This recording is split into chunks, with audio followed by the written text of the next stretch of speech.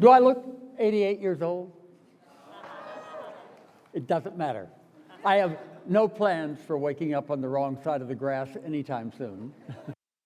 Because I embrace the joy of living every day at every age. Funny how we put an age on everything. Let's see, my first plane ride, I was 8. It took 3 days to fly from Miami to Denver. I was 15 when we bought the first TV on the block, a 12-inch black and white. I grew up in Miami before air conditioning. Times change. And we grow older and hopefully wiser. But let me tell you something. Growing old isn't for sissies. Because you are as old as you think.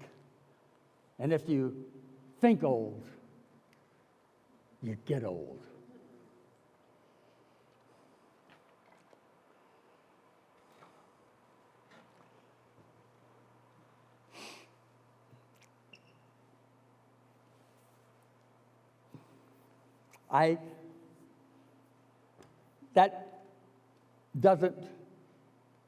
That hurts me, the idea of getting old, not because of my age, but from what I see in so many friends retreating from life instead of greeting each day as a gift.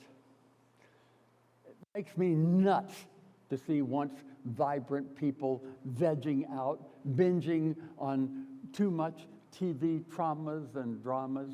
They've reached a point in their lives when they think no one cares about them or they have nothing to offer. They're just getting old, not growing old.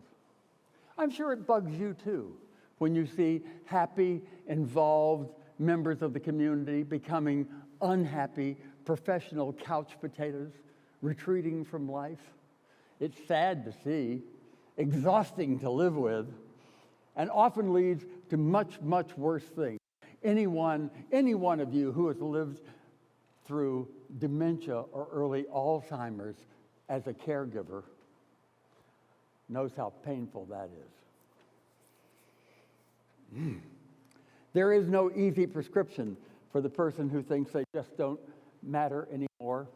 But hear this, 75% of all gun-related suicides are elders. That's tragic, yes.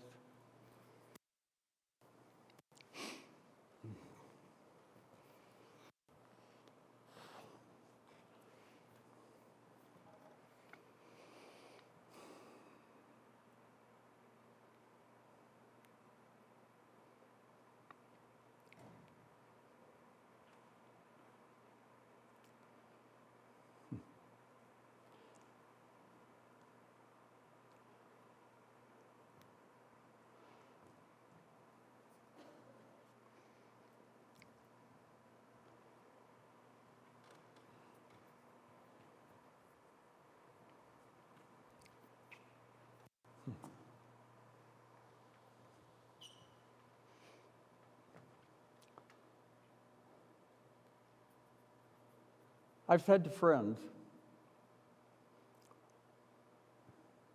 besides not thinking old, you also have to think young. And many of them have said, but Jim, you don't understand. We have to live with so many problems around us. For example, our mom just whines and complains. Well, I said, fine, there's a solution. Buy her a simple laptop. Send one of the granddaughters over to give her lessons. Introduce her to a bunch of age-related websites, and then see what happens. A couple weeks later, they called me to say, it's amazing. She's a new person. She's happy. She's involved. I said, right. She now has a reason to wake up and smile. And let's think about your old friends. Don't just take them out for a good lunch. take them a good, doable idea, like take a writer's course, take a painting class, come to church, or if they need something more challenging, suggest they learn a new language. I've convinced 2 friends to study Spanish, a very useful second language these days. And one woman told me the only thing worth studying is bridge. And she's not far off. Bridge is a great game to keep an older brain active. And speaking of staying active, I'm amazed at how few people think about the value and satisfaction of volunteering, whether you're helping your church or mentoring younger people or helping the hospital. It's a wonderful opportunity for people of any age to feel useful, important, and best of all, needed. I'm thinking also of something that I loved years ago.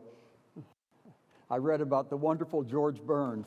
On his 95th birthday, a reporter asked him, "Mr. Burns, do you ever worry about dying?"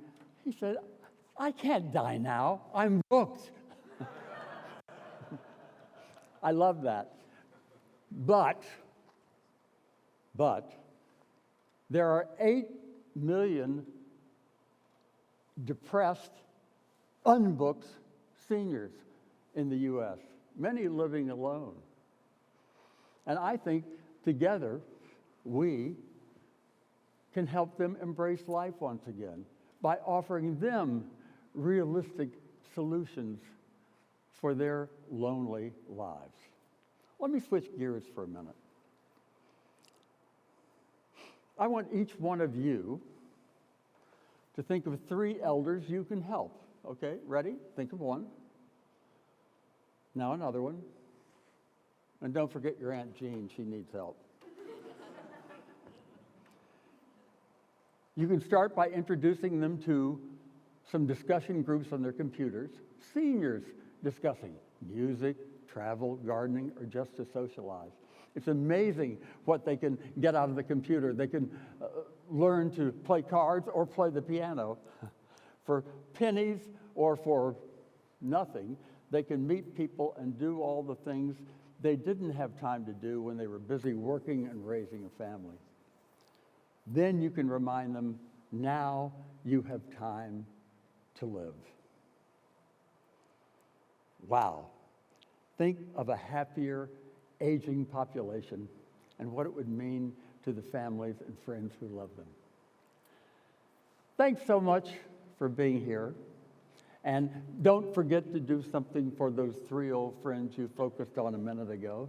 Stop by on the way home or send them a note or make a call and give each one of them a loving and meaningful reason to look forward to tomorrow. And I mean, do it now. You don't want me to call you in the middle of the night to nag you. Oh, one last thing, friends.